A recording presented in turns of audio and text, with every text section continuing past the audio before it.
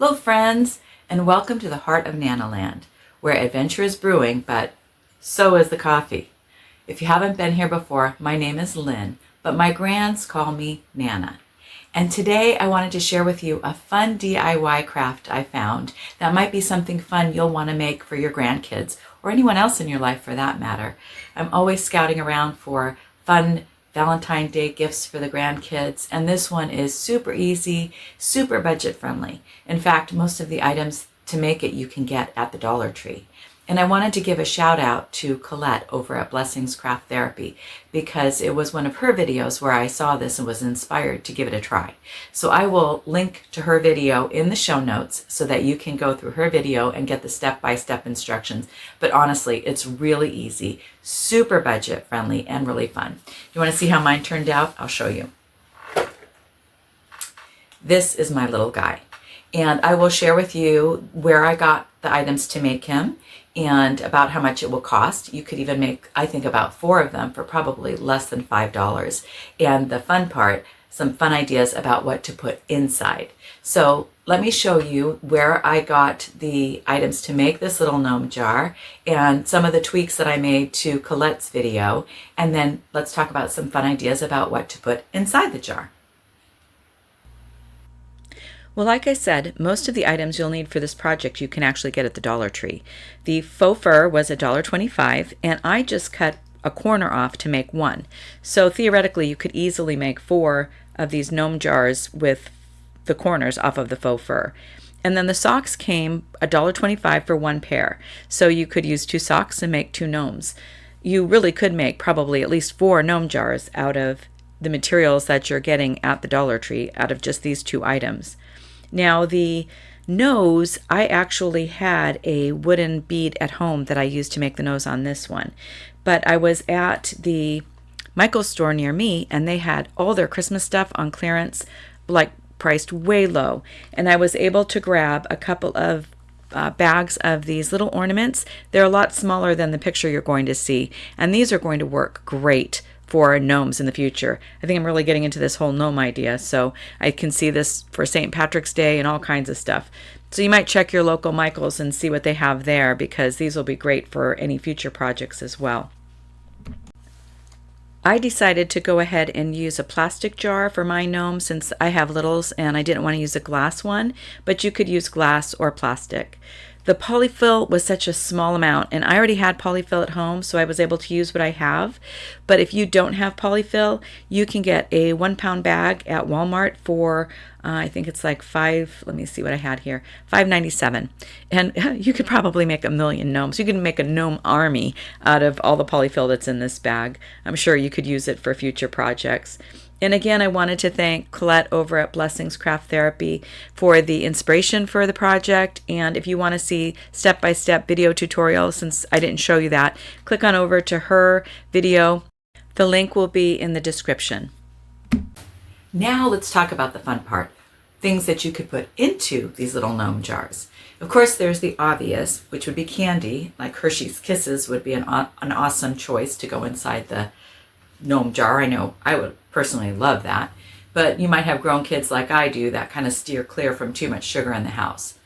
I will say though that I am thinking about putting in some candy for the family.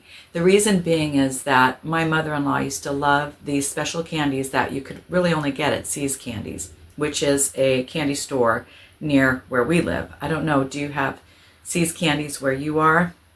Well, we love See's. But they had this special candy that was called a Scotch Kiss. And it's marshmallow wrapped in caramel, and then each one is individually wrapped in a wax paper. And they are really, truly delicious. But the special thing about them is that they always remind us of my mother-in-law, and she has since passed.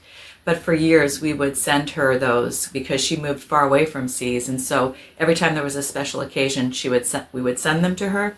So I have to tell you that I am thinking about making an exception and breaking the sweet rule and filling one of those with some of those Scotch Kisses because they just are a sweet reminder of my mother-in-law. And my mother-in-law was Nana to my kids, so I'm still considering that. But if you want some ideas for other things to put in the jars for your grandkids, well, I'm going to go over some of those ideas here in a minute. So follow along. Maybe something will spark your imagination or something will sound good for your grandkids, and that's awesome. But if you think of something completely different, or you've done this before and you have some great ideas, put them in the comments. Let's learn from each other about what are some great ways that we can be budget-minded and create some fun and meaningful things for our grandkids on Valentine's Day. So let's take a look at some ideas that I have. One of the best things I think you could put in the jar, and this would be good for grandkids of any age, even for your grown kids, are handwritten notes about what you love about that person. Or maybe you could write some encouraging Bible verses about love. You can get these colored index cards, also at Dollar Tree, $1.25 for a pack, and cut them into little strips, fold them up, and then put them in the jar. Then your grandchild or your grown children can pull them out and read a little heartfelt, handwritten note from you. I think this is one of those gifts that keeps on giving. And just a little side note, I have terrible handwriting, so I'm going to have to be really careful when I write these out, because I think honestly that this is a really special gift, and I'm thinking this might be something I'm going to do for my grandkids. I hope you'll consider it too. Now here are some other ideas. For the littles, you might be able to put some cute little socks in there. I found these at Target and they were only $1 a pair, and they were just adorable. Or maybe some mini toys like little mini dinosaurs or figurines, maybe even a little Matchbox car. And look at these adorable little Valentine squishies they have on Amazon. You could split these up for several gnome jars for more than $1 grand. Or you could put stickers or temporary tattoos. So many fun and inexpensive and easy things to find. And I'm sure you could find things like the stickers and the temporary tattoos at Dollar Tree or even at Walmart. Now for bigger kids, you could put in a pair of cozy socks. In fact, you could put a pair of socks of the same socks in the gnome that you used to make the gnome. Yeah, I know that's kind of confusing, but you know what I mean. You could put in a $5 gift card to their favorite coffee shop or store. And what about some lip balm? Burt's Bees has a really cute set for Valentine's Day. You could put that in there, or mini journals, or sticky notes for school, or even a cute little keychain. And Dollar Tree, again, is a great place to find so many of these items. I will have a list of all of these suggestions and more in the description, and some of the links in the description are affiliate links, which means I may earn a small commission if you make a purchase through them, but there will be no extra cost to you. I hope this gnome jar idea has inspired you to get creative this Valentine's Day.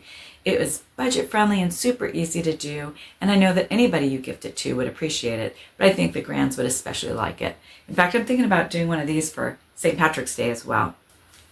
If you do try this project, I'd love to know how yours turned out. Maybe you have some additional tips for the rest of us. And I'd also like to know what you plan to fill in it. So go ahead and put that in the comments section so we can all get some ideas about ways that we can make some meaningful and fun gifts for our grands. A big thank you again to Colette over at Blessings Craft Therapy, because it was her video that inspired me to give this a try. So I will include the link to that video in the description. Go ahead over there and you can see the step-by-steps on how to make the actual gnome jar, plus some other ideas for some other DIY Valentine's Day gifts. I plan to do another video soon about other low-cost and even no-cost Valentine's Day gift ideas for our grands. So go ahead and hit the subscribe button, and that way you'll be notified when a new video comes out, and we can stay connected and go on this crazy grandparenting journey together. I really appreciate you being here, and I look forward to seeing you soon again in the heart of Nanoland.